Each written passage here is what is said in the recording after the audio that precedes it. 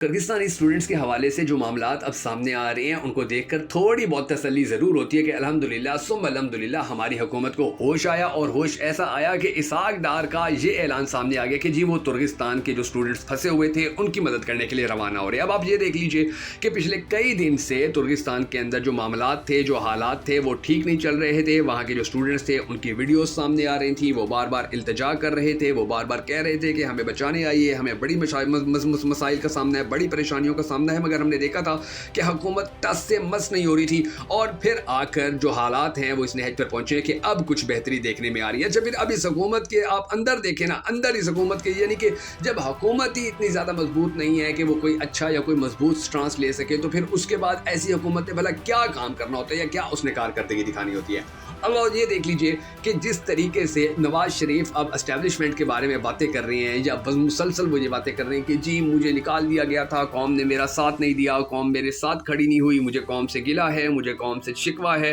اور نواز شریف کی اسی طرح کی پھر اور جو باتیں سامنے آتی رہیں، تو اندازہ لگا لیجئے کہ حکومت بھی ان کی ہے، ساتھ بھی انہی کا نہیں دیا گیا۔ یعنی کہ قوم نے اگر نواز شریف کا ساتھ نہیں دیا تھا تو پھر آپ یہ دیکھ لیجئے کہ اس کی وجوہات کیا ہیں، کیوں یعنی کہ آنے والا جو وقت تھا وہ نواز شریف کا دوبارہ نہیں ہو سکا، کیوں قوم اس طرح سڑکوں پر اس کے لیے نہیں نکلی جس طرح عمران خان کے لیے نکلی تھی۔ یا آپ کو یاد ہوگا کہ جب عمران خان کی حکومت ختم کی گئی تھی، عمران خان کی حکومت چلی گئی تھی، تو اسی سے یعنی کہ اس سے پہلے جس طرح قوم نے نواز شریف کا جو ساتھ تھا وہ نہیں دیا تھا، اسی طرح جب یہ سوچا جا رہا تھا کہ جی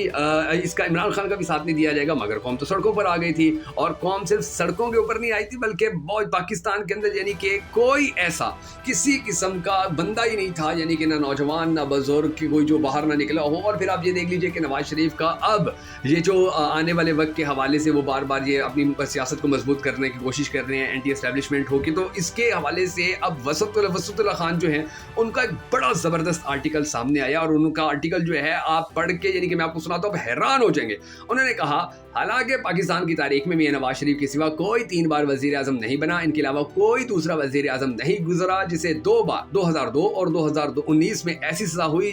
ہو جس میں ضمانت تو کیا پیرول پر رہائی بھی عام آدمی کے لیے ناممکن ہے، مگر دونوں بار میاں صاحب جیل کی سلاخوں کے بیچ میں سے ایسے نکلے جیسے 20ویں صدی کا عظیم شعبدے باز ہوڈینی ہر بار پانی کے گہرے ٹینک میں زنجیر بکف قید ہونے کے باوجود باہر نکل آتا تھا۔ میاں صاحب کے خلاف جتنے بھی مقدمات بنائے گئے اور ان مقدمات میں جتنی بھی سزائیں اور جرمانے سنائے گئے، وہ ان سب سے ایسی بری ہوئے کہ خود بھی ششدر رہ گئے۔ میاں صاحب اتنے خوش قسمت ہیں کہ اس وقت ان کا بدترین سیاسی دشمن سیاست سے نااہل قرار پا کے جیل میں ہے۔ 20 مقدمات اس دشمن کے آکٹوپس کی طرح اس کو یعنی کہ لپٹے ہوئے ہیں۔ خود میاں صاحب قومی اسمبلی کے چنتخ رکن ہیں، ان کے برادر خود دوسری بار وزیر اعظم ہیں، ان کے سمدی نائب وزیر اعظم، وزیر خارجہ اور غیر رسمی وزیر خزانہ یعنی 3 in 1 ہیں، ان کی صاحبزادی سب سے بڑے صوبے کی وزیر اعلیٰ ہیں، اور خود میاں صاحب برسر اقتدار جماعت کے سپریم لیڈر ہیں۔ پھر بھی جو مل گیا اس پر خوش مطمئن اور کانے ہونے کے بجائے وہ پہلے سے زیادہ افسردہ ہیں۔ ان کے اس غم کا مداوع دنیا کی کوئی راحت نہیں کر سکتی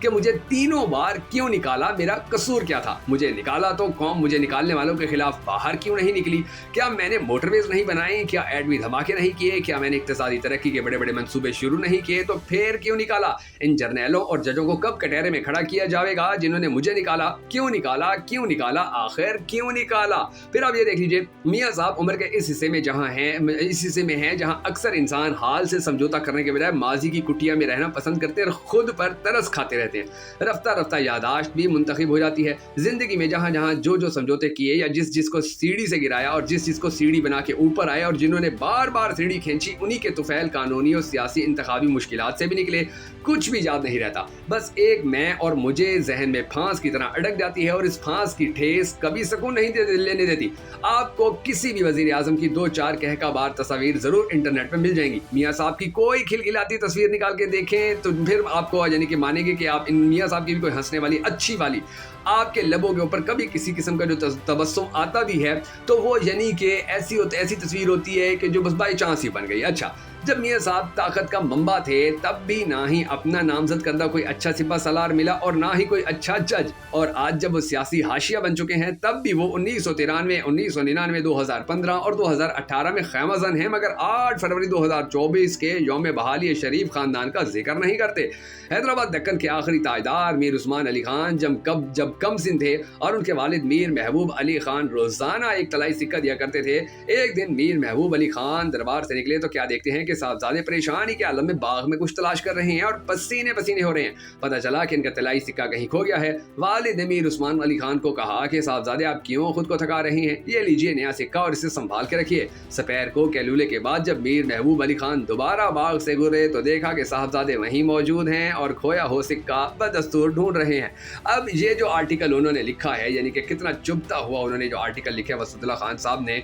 अब इसके जरिए आपको कितनी अच्छी तरीके से कहानी जो है वो समझा दी है नवाज शरीफ की, कि नवाज शरीफ बेचारा कहाँ फंसा हुआ है, वो अपने माजी में फंसा हुआ है, वो अपने पास्ट के अंदर फंसा हुआ है, उसको फिक्र है, उसको चिंता है, उसको टेंशन है कि मेरे साथ ही ये सब कुछ क्यों होता रहा। यानी कि वो कुछ लोग, आपको पता होगा कुछ लोगों की साइकी होती है वाई मी, यानी कि मैं ही क्यों। अब मियां नवाज शरीफ साहब जो हैं इनकी साइकी भी बेसिकली वही है कि मैं ही क्यों, मेरे साथ ऐसा क्यों। हालांकि भुट्टो को तो अगलों ने हुकूमत से निकाल के लटका दिया, बेनज़ीर को हुकूमत बनाने से पहले खत्म कर दिया, बेनज़ीर की 2 हुकूमतें चली गई थी। इसके अलावा और भी आप देख लीजिए पाकिस्तान के बड़े बड़े वजीर आजम जो थे उनको साइड पे खड्डे लाइन लगा दिया जाता था और वो कभी इस तरह रोए नहीं, वो कभी इस तरह चीखे नहीं। शायद उसकी वजह ये है कि उनको इतनी ज्यादा उम्र जीने का मौका ही नहीं मिला कि जितनी अब मियां नवाज शरीफ साहब की अच्छी भली उम्र हो गई। यानी कि जो आज के नौजवान हैं वो पैदा हुए थे तो वो नवाज शरीफ को देखने लगे हैं, और हमारी जो पिछली नस्लें हैं वो तो यानी कि ये 80 से जो सियासत कर रहे हैं, तो अब 80 से सियासत करने वाला बंदा जो है वो आज तक कोई